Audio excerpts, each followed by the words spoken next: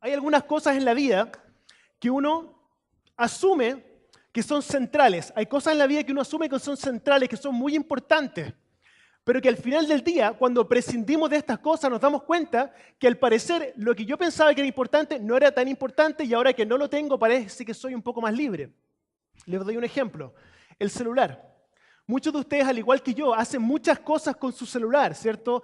Mensajería de texto, calendario, Facebook, Twitter, ¿cierto? Montones de cosas en el celular, ¿cierto? Llamadas telefónicas, etcétera. Y nosotros pensamos muchas veces que si yo no tuviera el teléfono, no sé qué haría, porque es tan central en mi vida.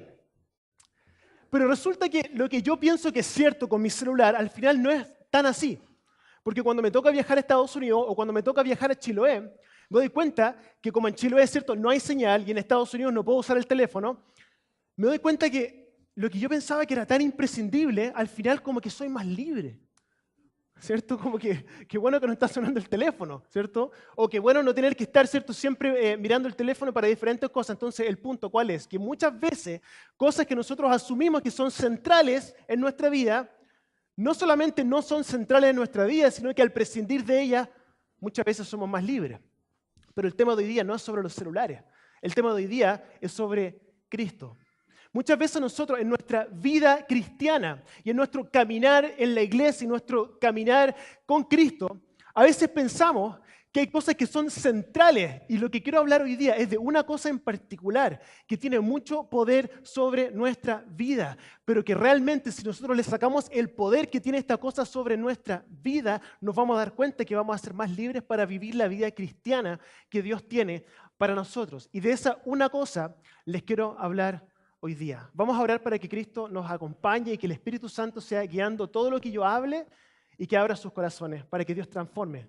Para que Dios transforme. Señor Jesús, queremos pedirte en este día, Espíritu Santo, guía todas mis palabras. Yo quiero pedir que en este momento todos los corazones puedan estar abiertos para escuchar tu palabra y que no solamente sea escuchar tu palabra, sino que esta palabra nos transforme, Señor. Queremos acercarnos más a ti, por eso estamos aquí, Señor, y dependemos de ti absolutamente. En el nombre de Jesús. Amén. Amén. ¿Saben ustedes lo que es una paradoja? ¿Sí? ¿No? ¿Una paradoja, cierto? Ya. Yo sé lo que es una paradoja, pero me di cuenta esta semana que a pesar de yo saber lo que es una paradoja, no podía explicarlo. Entiendo lo que es una paradoja, pero no podía explicarlo. Como, sí, sé lo que es, pero que no puedo cómo explicarlo, pero sé lo que es una paradoja. Cuando la escucho, sé lo que es una paradoja. Bueno, entonces fuimos a Wikipedia, ¿cierto? ¿Qué es lo que es una paradoja? Una paradoja es una afirmación que aparentemente es contradictoria, pero que puede ser cierta a la vez. En otras palabras, dos afirmaciones, ¿cierto? Pueden ser opuestas, pero al mismo tiempo ciertas. Eso es una paradoja. Les voy a dar un ejemplo de una paradoja. Si yo les dijera, escuchen, si yo les dijera que yo soy un mentiroso compulsivo, ¿me creerían? No me contesten. No pueden contestar ni sí ni no, porque si contestan sí, están contradiciendo, y si contestan no, también están contradiciendo. Es una afirmación que es una paradoja. Hay ciertas afirmaciones que son paradojas. Les voy a dar 3 ejemplos. La primera, la persona que más amas, ¿ya? La persona que más amas puede ser la persona que más te hace sufrir y puede ser la misma persona la que te hace más feliz. Es una paradoja. Hay otra paradoja, ¿cierto? Que uno puede decir, si tú encuentras, esta frase la escuché hace unos días atrás, si tú encuentras una razón para morir, una razón o una causa por la cual morir, encontraste una razón para vivir. Es una paradoja. Otra paradoja es que hoy en día la generación de los 30 o 40 años ganan en general más del doble de lo que ganaron sus padres. Sin embargo, tienen menos plata porque están más endeudados. Es una paradoja. ¿Por qué estamos hablando de paradojas hoy día? Porque el Evangelio aparentemente es una paradoja. Es como el comercial de Limón Soda, haz todo, haz nada. Porque hay una paradoja en el corazón del Evangelio. ¿Cuál es esa paradoja? La paradoja es, tienes que hacer todo, tienes que ser perfecto para poder entrar al cielo, tienes que cumplir con todo, tienes que ser casi igual a Dios para tú poder entrar al cielo. Pero al mismo tiempo no tienes que hacer nada. Está todo pagado, está todo el precio pagado. Es una aparente paradoja en el corazón del Evangelio. Se los voy a explicar con algunos versículos. Mateo 5:48 dice, por tanto, sean perfectos, así como su Padre Celestial es perfecto. La vara muy alta. Para poder entrar al cielo hay que ser perfecto, perfecto, como su Padre Celestial es perfecto. Era lo que trataban de hacer los fariseos, ¿cierto? Los fariseos, ¿qué es lo que hacían? Querían alcanzar esta perfección para poder entrar al cielo, para poder tener una relación correcta con Dios. Entonces tomaban los 10 mandamientos de Moisés y les agregaban un montón de interpretaciones a llegar a 613 interpretaciones de los 10 mandamientos. ¿Para qué? Para poder cumplir con todo. Porque la vara era muy alta para poder entrar al cielo. Y uno dice, pero pastor, eso es antes. Hoy día estamos en un mejor pacto. Pero un momento, la vara sigue siendo increíblemente alta. Estas son las palabras de Jesús. Escuchen, escuchen. Mateo 5:20. Porque les digo a ustedes que no van a entrar en el reino de los cielos a menos que su justicia supere a la de los fariseos y los maestros de la ley. O sea, es como Jesús diciendo, 10 mandamientos son hartos, ¿cierto? Sí, son muchos. Ya, 613 de los fariseos son hartos, sí, son muchos. Ya, más que eso. Más que eso. Para entrar al cielo, más que eso. Tiene que superar la de los fariseos. Y después en el mismo texto, Jesús continúa diciendo, tomando ley por ley, diciendo lo siguiente. Ustedes han escuchado decir, no matarás, ¿cierto? ¿Han escuchado decir no matarás? Claro, sí, conocían la ley. No matarás, bueno, yo digo que si tú insultas a tu hermano, eres culpable de toda la ley. Y continúa diciendo, ¿han escuchado decir no cometerás adulterio? Sí, sí hemos escuchado decir no cometerás adulterio. Bueno, yo les digo que el que mira a la mujer de otro hombre con lujuria ya cometió adulterio en su corazón y es culpable de toda la ley. La vara alta, muy alta, muy alta, muy alta. Inalcanzable, absolutamente inalcanzable. Y ese es el evangelio del cual Cristo estaba hablando. Entonces el estándar, ¿cuál era? Perfección. Perfección. Para entrar al cielo era perfección. Pero es una paradoja porque al mismo tiempo, para entrar al cielo no hay que hacer nada. Y ese también es el evangelio. No hay que hacer nada, no hay que hacer nada. ¿Qué es lo que sucedía en Juan capítulo 8? La mujer adúltera, ¿cierto? La mujer adúltera, como había sido pillada en adulterio, por ley tenían el derecho de apedrearla hasta que muriera. ¿Y qué es lo que sucedió? Estaban todos los fariseos, ¿cierto?, preparados para apedrear a esta mujer y le preguntan a Jesús, ¿qué es lo que piensas tú? Y él dice, bueno, el que esté libre de pecado que lance la primera piedra. Y la palabra nos dice que desde el mayor hasta el menor, ¿cierto?, se iban yendo. Y después Jesús le dice a la mujer, ¿dónde están los que te acusaban? Y la mujer dice, bueno, seguramente miró, no estaban. Bueno, yo tampoco te condeno. Mujer adúltera, lo más bajo, ¿cierto? En esa cultura, yo tampoco te condeno. Es una paradoja, aparentemente. Haz todo, pero haz nada al mismo tiempo. Otro ejemplo es Lucas capítulo 19. Zaqueo, ¿cierto? El cobrador de impuestos. ¿Sabían ustedes que en esa cultura un cobrador de impuestos era peor que un pecador? Porque los cobradores de impuestos trabajaban para el gobierno romano, ¿cierto? Y ellos podían cobrar todos los impuestos que ellos quisieran. Lo único que tenían que cumplir era con la cuota que el gobierno romano les pedía. Y eran judíos, entonces eran mirados como lo peor de lo peor, lo peor de lo peor. Marcos 2:15 nos dice, sucedió que estando Jesús, esto es para explicar que los cobradores de impuestos son peores que los pecadores desde el punto de vista de ellos. Sucedió que estando Jesús, dice, a la mesa en casa de Leví, muchos recaudadores de impuestos y pecadores se sentaron con él. Eran lo peor de lo peor. Era como decir, ya, soy prostituta, ok, soy pecador, ok, soy ladrón, ok, pero por lo menos no soy cobrador de impuestos. Había un estándar, de esa manera era como ellos lo veían. ¿Y qué es lo que sucedió con Zaqueo? Zaqueo fue a mirarlo y Jesús le dijo, no solamente conversemos, sino que esta noche voy a ir a cenar a tu casa. ¿Y qué es lo que sucedió? Tuvieron un encuentro, conversaron, ¿cierto?, en la cena, y después de la cena algo sucedió con Zaqueo que empezó decidió devolverle todo el dinero a las personas a las cuales le había robado. Era lo más bajo. Pero también es la perfección, es haz todo, haz nada. Hebreos 14:16 nos dice, acerquémonos confiadamente al trono de la gracia. Y uno dice, pero pastor, ¿y nuestros pecados? ¿Qué pasa con nuestros pecados? Al parecer hay una paradoja en el corazón del Evangelio.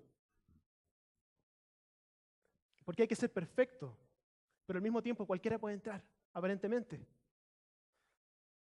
Es algo indescifrable, como las mujeres.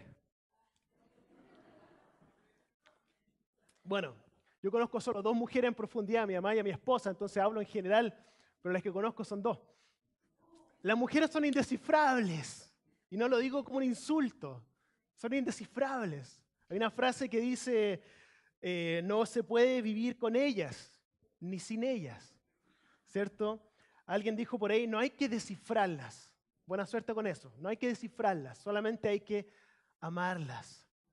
Hay una película, no la vi, pero me acuerdo de haber visto el comercial para la película, una escena muy buena. Estaba la esposa y le había dicho al esposo, necesito que laves la loza, por favor, que ha estado todo el día la loza en la cocina, por favor, lávala. Y ella se fue para otro lado, pasó una hora y tanto. Después volvió y se acercó al esposo y se dio cuenta que la loza no estaba lavada. Y le dice al esposo, ¿por qué no? La esposa le dice al esposo, ¿por qué no lavaste la loza? Ay, el esposo se para y dice, ya, ok, la voy a ir a lavar. Se fue a lavar la loza y la esposa dijo, no, ya no quiero ya. Y uno dice, y él decía, bueno, pero ¿por qué? No, no quiero que laves la loza. Entonces, ¿qué es lo que quieres? Y la esposa le dice, esta frase es clásica. La esposa le dice, no quiero que laves la loza. Quiero que quieras lavar la loza. Y el hombre queda así como, no entiendo a las mujeres, ¿cierto? Nos pasa muchas veces, ¿cierto? Indescifrable. Muchas veces nos pasa algo parecido con el Evangelio. ¿Qué es lo que es? ¿Qué es lo que es el Evangelio? ¿Es haz todo o es haz nada? ¿Qué es lo que es? Al parecer hay una paradoja en el corazón del Evangelio. No sé si portarme bien, no sé si portarme mal. ¿Qué tengo que hacer para entrar al cielo? No sé si hacer o no hacer, no tengo idea. No entiendo esta paradoja. ¿Es todo o es nada? ¿Es mucho o es poco? ¿Es fácil o es difícil? Y algunos de nosotros vivimos en esa tensión. Pero para resolverlo, hay que sacarle el poder a una palabra de la cual hablábamos al principio. Hay que sacarle el poder a una palabra. Y es una palabra que es muy enfatizada. Y es una palabra que para nosotros los cristianos es muy sensible. Y es una palabra que muchas veces es muy mal entendida y muy mal planteada. Pero es una palabra muy poderosa. Y si le quitamos el poder a esta palabra, podemos finalmente encontrar y vivir la vida que Cristo tiene para nosotros, esta vida en libertad que nos promete. Y esa palabra es el pecado. Esa palabra es el pecado. Había una canción que cantábamos en la iglesia presbiteriana, siempre me acuerdo. Cuidadito los ojitos los que miran, cuidadito los ojitos los que miran. Hay un Dios de amor que mirándonos está. Cuidadito los ojitos los que miran. Después cuidadito las manitos, cuidadito los pies, ¿cierto? ¿Qué otra cosa? Cuidadito los oídos, ¿cierto? Y algunos de nosotros, a pesar de que es una buena canción, es una bonita canción para niños, pero para algunos de nosotros, eso resume nuestra vida cristiana. No, no, no, no, no. No hagas esto, no vayas para allá. Cuidadito, cuidadito, cuidadito, porque hay un Dios de amor que te va a juzgar. Entonces resumimos nuestra vida cristiana a portarnos bien. Y eso es todo. Y cuando resumimos nuestra vida a simplemente portarnos bien, nos perdemos absolutamente todo. Porque cuando nosotros centramos nuestra vida en el pecado, ya sea por un lado, ay, qué terrible pecador soy, ¿cierto? Centrado en el pecado. O por otro lado, la vanagloria de miren lo poco que peco. Si centro mi vida en el pecado, ya sea por un lado o por el otro, nos perdemos todo. El gozo, la libertad, la paz. Y el problema es que el pecado ha sido un tema central en la iglesia durante mucho tiempo.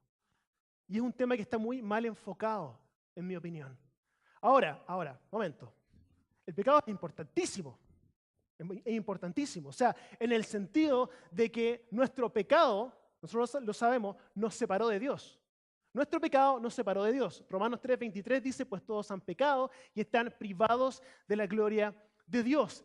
Pero, y esto es básico, pero pagó por todo en la cruz.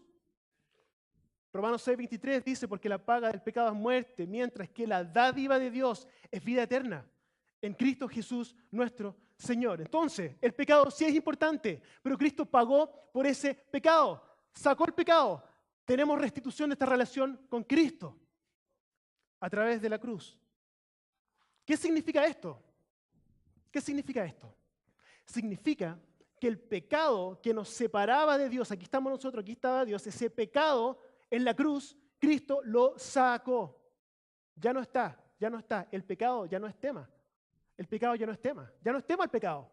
El pecado ya no es tema. Hebreos 10:10 dice, en virtud de esa voluntad somos santificados mediante el sacrificio del cuerpo de Jesucristo ofrecido una vez y para siempre. Una vez y para siempre. Una vez Cristo murió, una vez Cristo pagó por el pecado en la cruz, una vez y para siempre.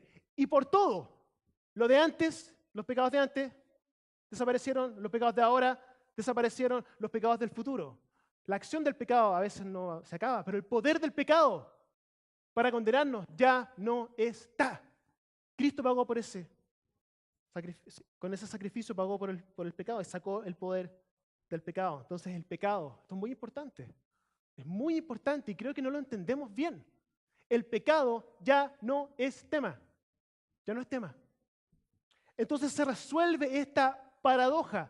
No es pecar mucho lo que te descalifica para entrar al cielo, ni pecar poco lo que te califica para entrar. El pecado ya no es tema, no es un tema. Pecar poco no nos hace más presentables ante Dios. Pecar mucho no nos hace menos presentables ante Dios. Pecar poco no hace que Dios nos ame más. Y pecar mucho no hace que Dios nos ame menos. El pecado ya no es tema. Si peco poco, no hago del sacrificio de Cristo más tolerable.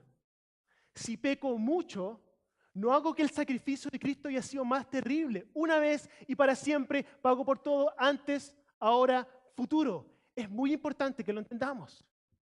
El pecado ya no es tema. Los pecados, nuestros pecados, tienen cero influencia en cómo Dios nos ve a nosotros. Cero.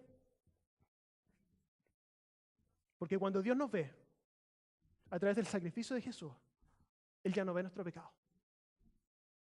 2 Corintios 5:21 dice, al que no cometió pecado alguno, por nosotros Dios lo trató como pecador, para que en Él recibiéramos la justicia de Dios. Escuchen esto, cuando Dios nos ve perfectos. No porque nosotros seamos perfectos, porque cuando nos ve a nosotros, Él ve a Cristo. Ve la perfección de Cristo. El pecado ya no es tema. Salmos 103:12 dice, tan lejos de nosotros echó nuestras transgresiones como lejos del oriente está el occidente. Dios no está esperando en el cielo para cuando nosotros lleguemos a sacar nuestro archivo de pecados y decir, mira todos estos pecados que cometiste, mira esta resma de hojas de puros pecados, mira todos estos pecados que cometiste. Y llega otro y dice, mira, este tiene menos. Por lo tanto, espérame un poco acá, a ver, tú entra. No, en la cruz Él quemó todos los pecados. Ya no hay archivo, no existe ese archivo. Y es lo que nos cuesta entender, nos cuesta, a mí me cuesta entenderlo. Y esto nos debiera liberar. Esto nos debiera liberar. Pero, se asusten todavía. Hay una gran pausa que hay que hacer, porque el apóstol Pablo se hizo esta misma pregunta.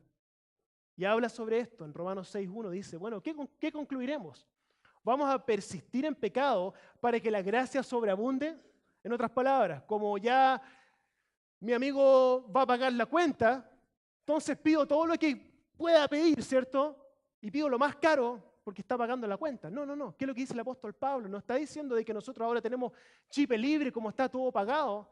Dice acá, de ninguna manera. Nosotros que hemos muerto al pecado, ¿cómo podremos seguir viviendo en él? Entonces surge la pregunta, y una pregunta súper legítima. ¿Por qué no seguir pecando? Si Cristo pagó por todo, ¿qué nos impide a nosotros de simplemente pecar porque ya está todo pagado? No es porque el pecado nos condene. El pecado no nos condena. Es porque hay un mejor camino. Hay un mejor camino. Hay un mejor camino. Y ese mejor camino no es el camino del pecado. Es un camino de esclavitud. Hay un mejor camino, que es seguir a Cristo. Les voy a dar el siguiente ejemplo. Cuando nosotros nos casamos con la Dani en el año 2002, nosotros vivimos 2 años en un departamento que está un poco más arriba, en la calle Sublet, y durante esos 2 años andábamos buscando casa. Y durante ese tiempo, me acuerdo que estaba en la oficina y yo para llegar al departamento tenía que salir hacia la derecha y subir al departamento. Y iba al departamento y todo. Me acuerdo cuando finalmente encontramos la casa que nos gustó. Nos encantó la casa. Habíamos buscado mucho tiempo y finalmente encontramos la casa que estaba dentro del precio. Nos encantó la casa. Compramos la casa y llevamos viviendo en esa casa varios años. Y cuando nos compramos la casa, me acuerdo que movimos los muebles, todo, ¿cierto? Inauguramos la casa, estábamos súper felices. Y me acuerdo de haber estado en la oficina un día, y ya había terminado de trabajar y todo, salgo hacia la derecha nuevamente. Ay, me di cuenta, es verdad que me cambié de casa. No quiero decirle la cantidad de veces que me pasó porque me daría vergüenza, pero estaba tan acostumbrado. Yo me hacía la pregunta, ¿qué hubiese pasado si hubiese tomado hacia la derecha un día y hubiese llegado hasta el departamento y haber sacado la llave y la persona se hubiese encontrado conmigo y dice, señor, ¿qué busca? Ah, verdad, nunca me pasó eso, pero estuvo a punto de pasarme una vez. El punto es que yo ya no vivía en el departamento, vivía en la casa. Me encantaba esa casa, mucho más que el departamento. Y creo que la vida cristiana es un poco así. Nosotros ya no vivimos en el pecado. No porque el pecado nos condene, sino porque hay un mejor camino. Y ya no vivimos ahí. Ya no vivimos en el pecado. Tenemos un mejor camino. Cristo nos abrió los ojos a ese mejor camino. Volviendo al ejemplo de la mujer adúltera. Y esto es lo que a veces nos cuesta entender. A mí me cuesta entenderlo también. Que cuando todas las personas decidieron no tirar la piedra a la mujer adúltera y se fueron, y cuando Jesús le dice a la mujer adúltera, ¿dónde están los que te condenan? Y cierto, todos habían ido. Y Cristo, ¿qué es lo que le dice al final? Le dice, ve, yo tampoco te condeno. Ve y no peques más. Para algunos de nosotros la interpretación del ve y no peques más es decir, no vuelvas a cometer adulterio porque si vuelves a cometer adulterio te vas a quemar en el infierno. No, no es una invitación a una vida de esclavitud, es una invitación a sacarse las amarras del pecado y comenzar a vivir la vida que está diseñada para ella. No es una condena que Cristo le está haciendo, le está diciendo, hay un mejor camino. Tú ya no vives ahí, hay un mejor camino. Un mejor camino que Dios trazó. Y lo mismo es cierto para nosotros.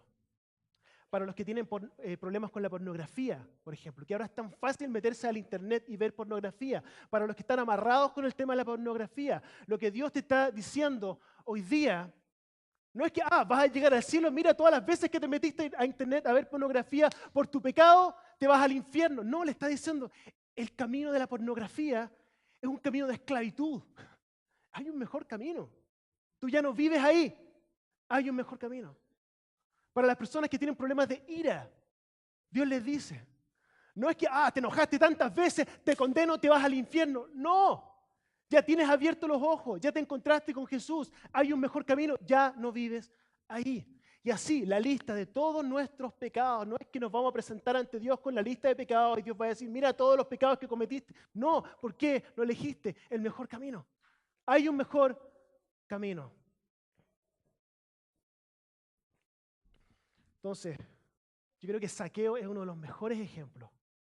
Porque cuando Jesús va y cena con Zaqueo, y Zaqueo toma la decisión de devolver todo, Jesús dice, ha llegado la salvación a este hogar.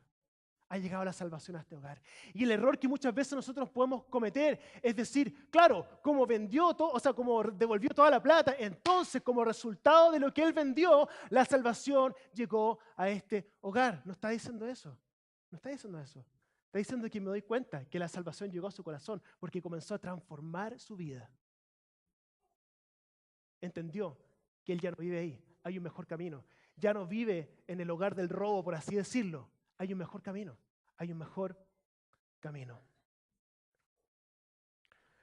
Lo que nos pasa a nosotros es que a veces nosotros pensamos de que Dios nos dice, como pecaste, no puedes entrar. O por otro lado, estamos pensando, como dejaste de pecar, puedes entrar. No es ni lo uno ni lo otro. No es ni lo uno ni lo otro. El pecado ya no es tema. Cristo pagó por todo en la cruz. hay un mejor camino. Nosotros ya no vivimos ahí. Y nosotros lo sabemos. O sea, nosotros sabemos que el camino de la verdad es mejor que el camino de la mentira. Sabemos que el camino de la generosidad es un mejor camino que el camino de la avaricia. Sabemos que el camino de la fidelidad es un mejor camino que el camino del adulterio. Sabemos que el camino de la paz es un mejor camino que el camino de la ira. Sabemos que hay un mejor camino que el camino del amor y es mucho mejor que el camino del odio. Hay un mejor camino. Tomemos el mejor camino. Con esto quiero dejarlo. Nosotros hoy día entonces, con todo lo que hemos hablado, podemos concluir de que el pecado ya no es tema, sino que hay un mejor camino. Cristo pagó por todos los pecados. Hay un mejor camino. Y lo que es cierto para nosotros como cristianos es también cierto para los no cristianos. Y quiero explicar bien esto. Cuando Cristo pagó en la cruz, y esto tenemos que entenderlo, cuando Cristo pagó en la cruz, pagó por todos los pecados. Y el tema no es si pecamos o no pecamos, es si Dios en su soberanía decide pasarnos de la muerte a la vida. Y es una imposibilidad espiritual haber pasado de la muerte a la vida y no tener una vida que se vaya transformando. Pero el enfoque no está en el pecado. Y es el error que muchas veces cometemos con las personas que no comparten nuestra fe. Pensamos de que las personas que no se comportan como nosotros debiesen transformar su vida desde afuera para poder acceder a Cristo. Y es un error que nosotros cometemos porque, quiero explicarlo así, la única diferencia entre una persona salva y una persona no salva, no es que esta persona peque poco y esta persona peque al harto. Porque todos conocemos que no son cristianos, que son mejores cristianos que los cristianos. El tema no es el pecado. El tema es si Cristo en su soberanía nos pasó de la muerte a la vida. Y eso tiene poco y nada que ver con nosotros. Es una vida de transformación. Entonces, cuando nos encontramos con alguien que no profesa la misma fe que nosotros, el error que cometemos vez tras vez, es decir, como eres homosexual, entonces límpiate primero, limpia tu vida y después entras a la iglesia. Como eres ladrón, entonces no, tienes que cambiar todo eso y después entra a la iglesia. Como, no sé, etcétera. Como no eres como nosotros, porque nosotros sí que somos increíbles, ¿cierto? No puedes entrar hasta que cambies tu vida. No. El enfoque no es externo, el enfoque es interno. Tenemos que enfocarnos en que la persona se encuentre con Cristo. Y nuestra visión como iglesia es alcanzar a nuestra ciudad con el mensaje de Cristo. Y tenemos que partir por ver a las personas como Cristo las ve.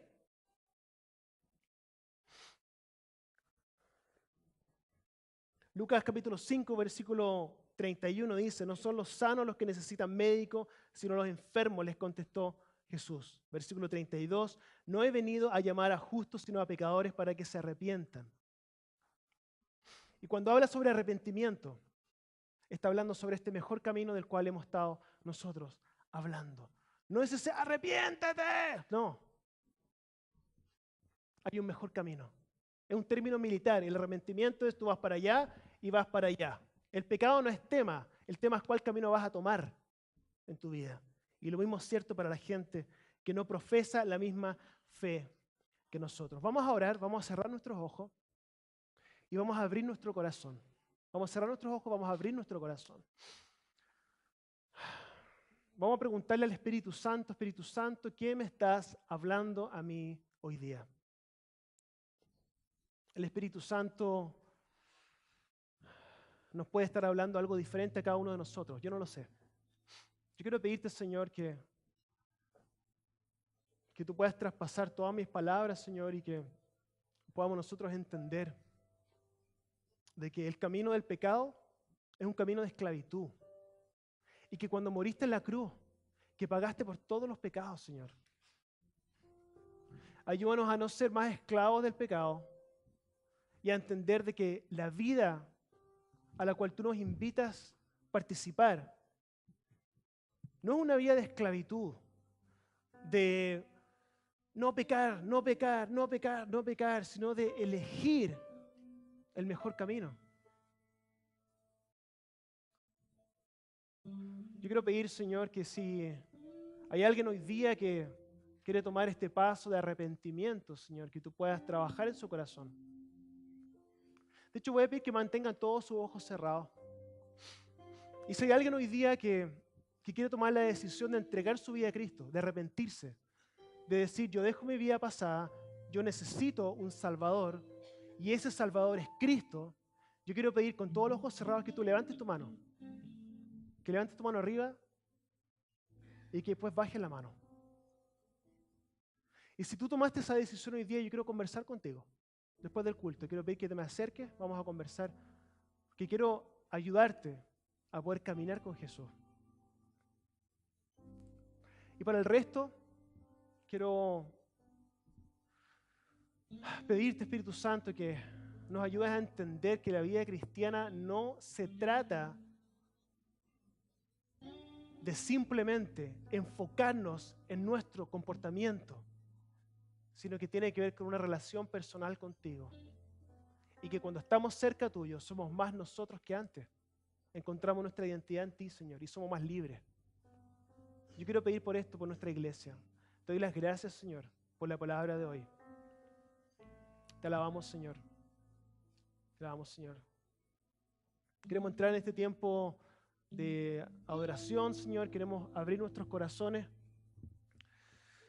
y pedirte que nos des la libertad de poder expresar lo que está en nuestro corazón a través de la alabanza, Señor, de alzar nuestras manos, de alzar nuestras voces, Señor, y poder declarar con nuestras bocas que somos dependientes de ti, Señor, y que te amamos profundamente. Gracias, Señor, te damos por este tiempo. En el nombre de Jesús. Amén.